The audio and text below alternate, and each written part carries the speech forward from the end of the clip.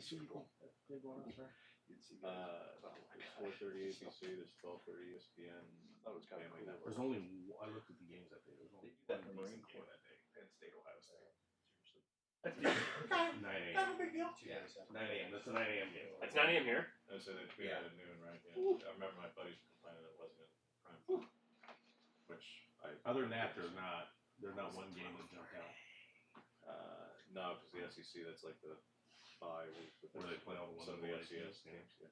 We're not that much. Some. I'm old school. There's the one double A to me. Yeah. Some of them play that week. Some of the others don't. Georgia, I think there's like Kentucky or somebody, but yeah, no. Auburn, Alabama, both. Georgia actually played somebody that week. Decent. As I'm saying, Kentucky, yeah, because they have to wrap up play because they get Georgia. So that has to be accounted. Then they got Kentucky at the end, something like that. Or Carolina, one of them last. But yeah, there's a whole lot of big Harvard. It's like TCU, Texas. I think Baylor has that because it's either they got Oklahoma this week, but they got Baylor goes Oklahoma, Texas, Kansas. Yeah. Big Mountain West game. There are some big Mountain West games. Well, that's on everybody's calendar. Yeah. Doing now, sitting in calendar. Hawaii, San Diego State, Wichita State, Utah State. I do have the Battle of the Jesuits with BC and Notre Dame. You know, see if BC can make a I wouldn't bowl go game. there. SMU Navy, they already decided. Yeah, no, there's no big game. But Boise and Utah State, get ready for CBS Sportsnet after dark. Wild.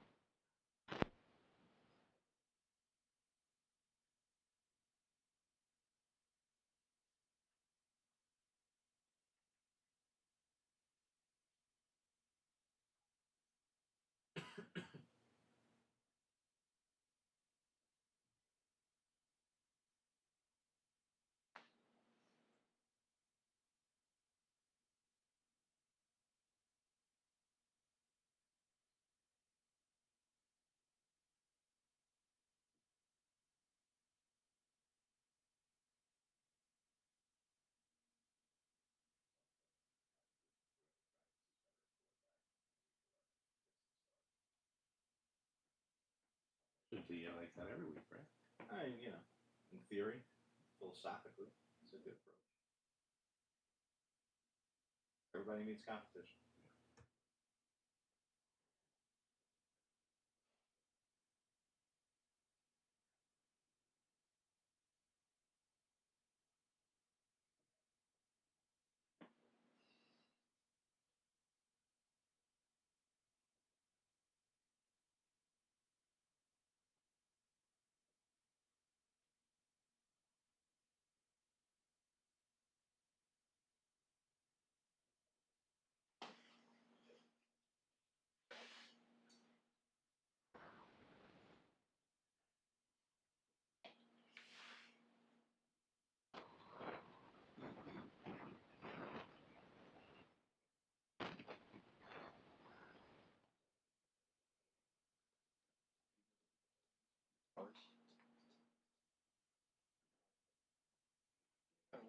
That's right.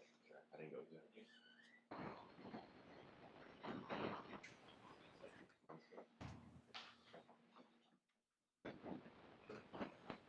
Thanks. Coach. How you doing? Good. Good morning, everybody. Morning.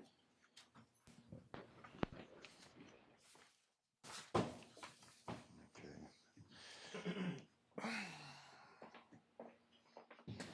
All right. Good morning. Appreciate you guys being here this morning. Certainly, with today being Veterans Day, I would like to just take a moment to honor those who have served in the United States Armed Forces. I think that's important. So many things going on here at Oregon, right? Tremendous game on Saturday night with the women's basketball team. Tremendous accomplishment there by the team and Coach Graves, and of course the men's basketball team getting off to a 2-0 start as well.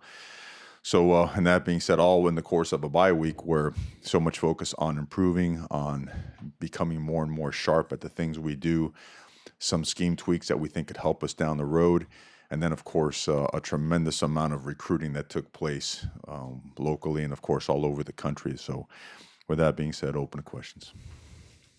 Questions right here on the left, Eric. Arizona's been kind of switching between different quarterbacks this last couple of weeks. I guess I think they've said recently that they're going to make an announcement at game time. You guys preparing for both, and what do they do differently? And I guess what's the preparation with that fact? You know, they're both different, but they both are really good players. And we know last year, I mean, we didn't do a very good job against them. They did a great job against us, so we understand exactly the different threats that they pose to our defense. But they both can run with the ball. They both throw the ball extremely well. They both do a great job diagnosing defenses and, you know, going through their progressions. And they both run exactly what their head coach wants them to run. They know their offense really well. So you've got to prepare for both, knowing that they both are really good players. Front left, James. I know the expectation was for CJ, Cyrus, Dallas to all be back, but were they back on Sunday? Is everything full go with all of them? They were. We feel good about it. They were full go yesterday. None of them were limited.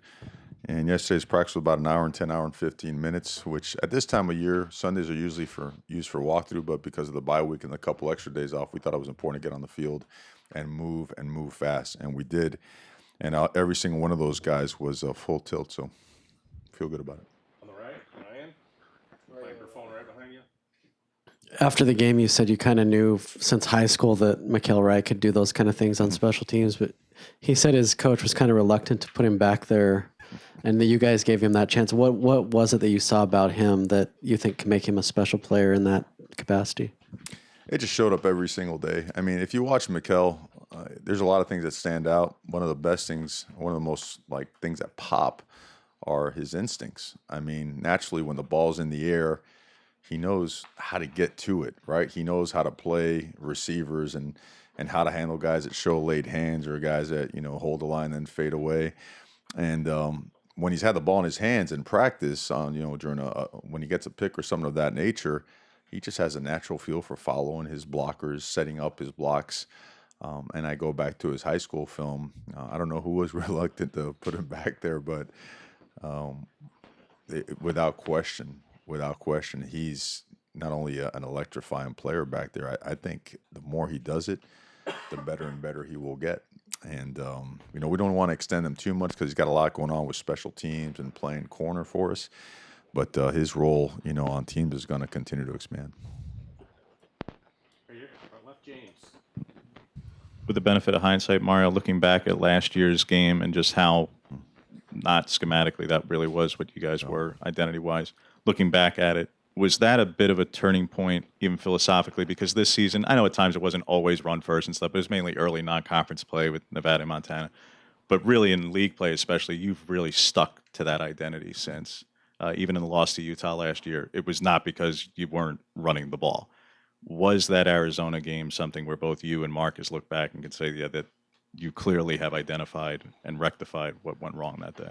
Well, I think that game highlighted a lot of things. Number one, of course, run the football was an issue, and if you aren't able to run it and you're one-dimensional, you become that much more easy to defend. But just as much as that was the ability to defeat man coverage, because that's what they did, right? They mugged us, they pressed us, and we were ineffective at moving the football. And we had maybe a couple of chunk plays here and there, but certainly not nearly enough consistency. So the commitment to doing both those things, to run the football and beating man coverage, I mean, not only are important for this particular game, but down the stretch and in our conference, you've seen a lot of that so far. We're gonna see more of it. So those two things have been a priority since the fall camp. On the right, Ryan. Mario, Brady Breeze is one of those older guys that went through several coordinators and kind of slowly progressed and developed. And I remember you mentioning during one of the camps that he was getting his hands on a lot of balls and interceptions on a daily basis. What's allowed him to kind of to make those plays in big games now this year? Well, he cares. I mean, he's always wanted to be in a situation where he could play in Autzen State and be part of this football team because it means so much to him, and so he invests time in it as well. And it seems that every week communication has become better because that was the biggest thing we had to get better at on the back end, right? We had to learn how to communicate better, know exactly where our help was in the run game, know exactly where our help was in the passing game as well. And Brady and all those guys have done a really good job just continuing to tighten up the rules and the communication aspect of that. And, he plays with a lot of passion. He's a physical football player as well. And every single week he gets better and better. So really looking forward to watching him play this weekend. Second row, Jerry, in the middle.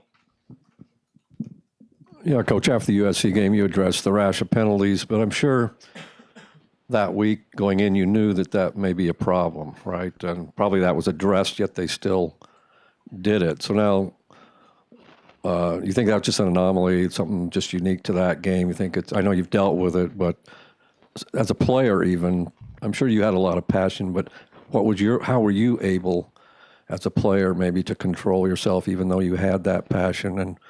And why do you think it happened even though you probably warned them before the USC game? Football happens sometimes, as a player. I mean, I had it both ways. I was able to learn sometimes, and sometimes I had to learn it by sitting on the bench beside my coach, and sometimes that's what it takes, Maybe that's the case for some guys as well, and hopefully we can learn from, the consequence was not shown on the scoreboard itself, but certainly on maybe what our output could have been, right? How we could have continued to progress in one of the areas which we take a lot of pride in, which is being very, towards the top of the conference in the country in terms of lack of penalties. So we got to find our way back there, and that's strictly commitment to discipline. That's what that is. So it has shown up in practice and expect to show up in the game. On the left, Eric. Might be kind of a silly question, but when you're really rolling 8 straight wins like that, maybe your best performance against USC, can a bye week almost disrupt some of that momentum? And kind of how do you fight against that if that is a case? It's a good question. I don't think anyone ever knows. If anyone could bottle and sell the success after a bye week, you'd have multimillionaires all over the country now. It's one thing for sure during the bye week, you can get better, but like you just meant, you can get worse. And I think you prevent yourself from any type of decline if you really incorporate competitive drills. So the amount of good-on-good stuff we did, 2-minute drills we were doing, 5-on-4 pass rush, 2-on-2 pass rush, 1-on-1 perimeter blocking, 2-on-2, 1-on-1 receivers versus DBs. I think all that stuff keeps you sharp and keeps you on edge. And the other factor is where is your team physically? Are you beat up to the point where you need some extra time off? Where are you going to get better? Because as much as you're trying to alleviate some of the issues with the bodies, you also have to alleviate some of the issues with the mind. And we've had a lot of success around here after bye weeks. I haven't been around forever, I know that, but after bye weeks, we've done a really good job with the regimen, the structure that we have, and we're confident that what we did this past week was a real good investment in us improving as a football team. Front left, James. Not to give away what Andy plans to do schematically, Mario, but how? Don't you love when questions are proceeded No, I'm like just that? saying. Not to give it away, but as you give it away. No. But clearly, J.J. Taylor was very effective against you guys last year. How, in broad strokes, stylistically, defensively, are you very different than that unit that struggled to stop him last year?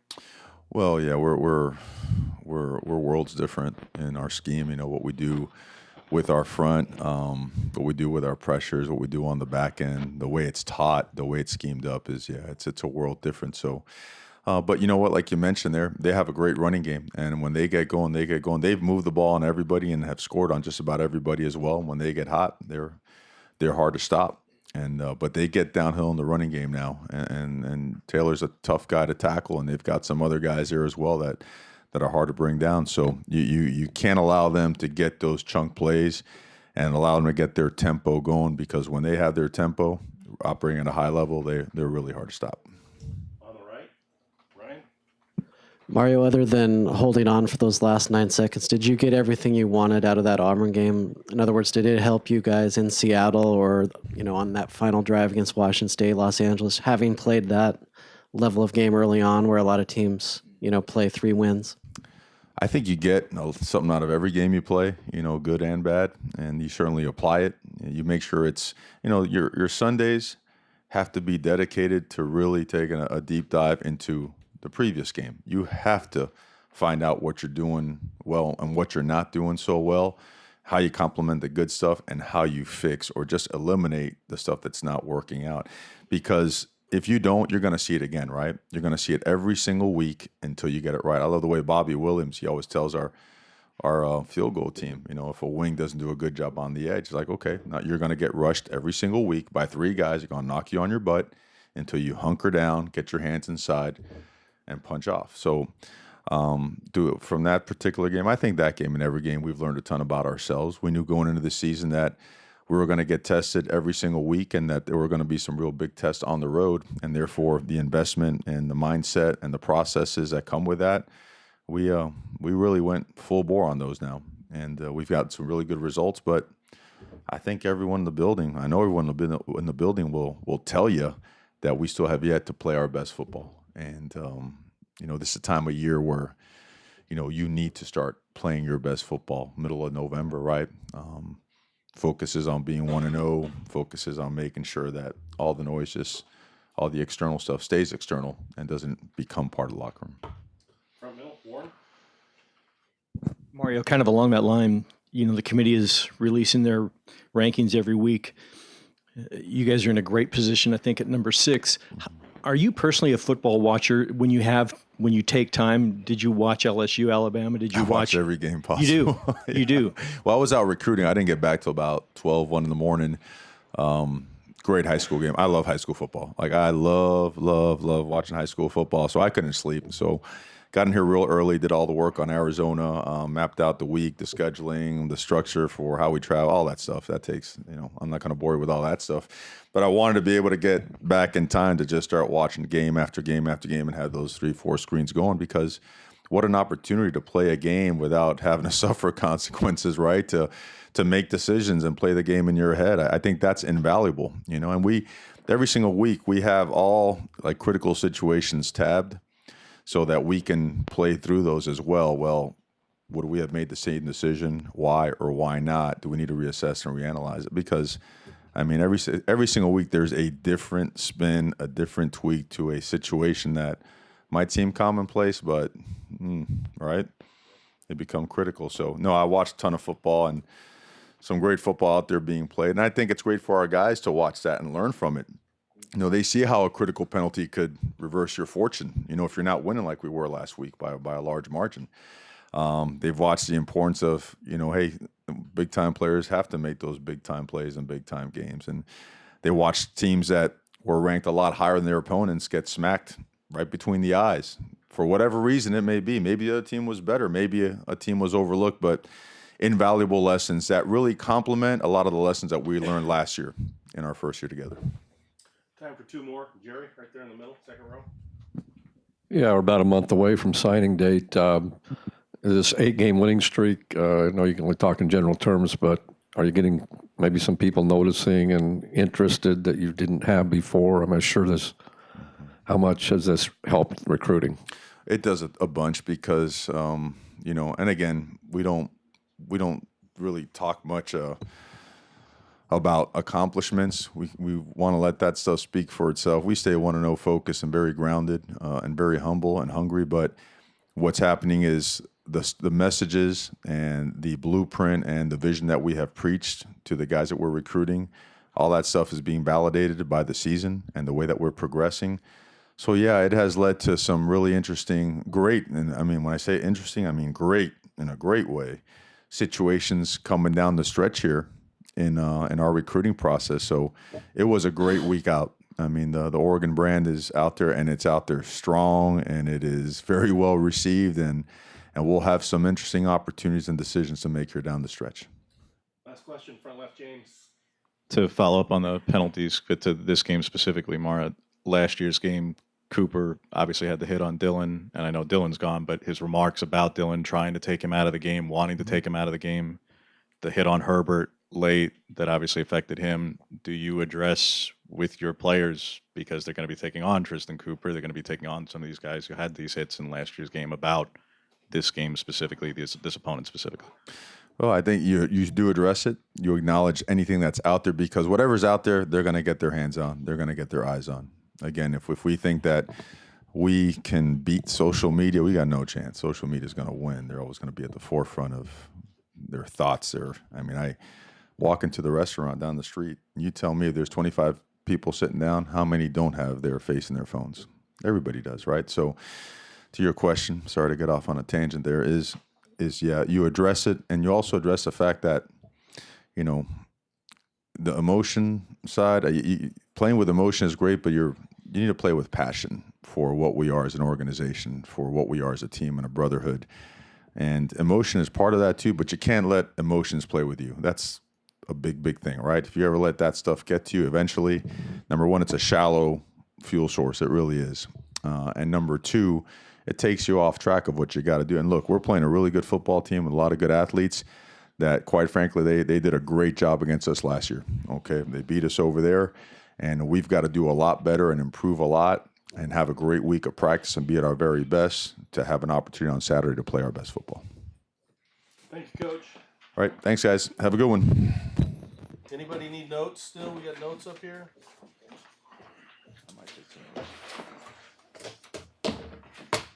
All right, these bye weeks, man.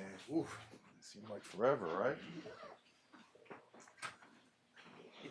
You're welcome. What did you think of the LSU Alabama game? That was a great football game. Mistakes. Critical mistakes, right? The fumble on that first drive. The one before halftime was, really, again,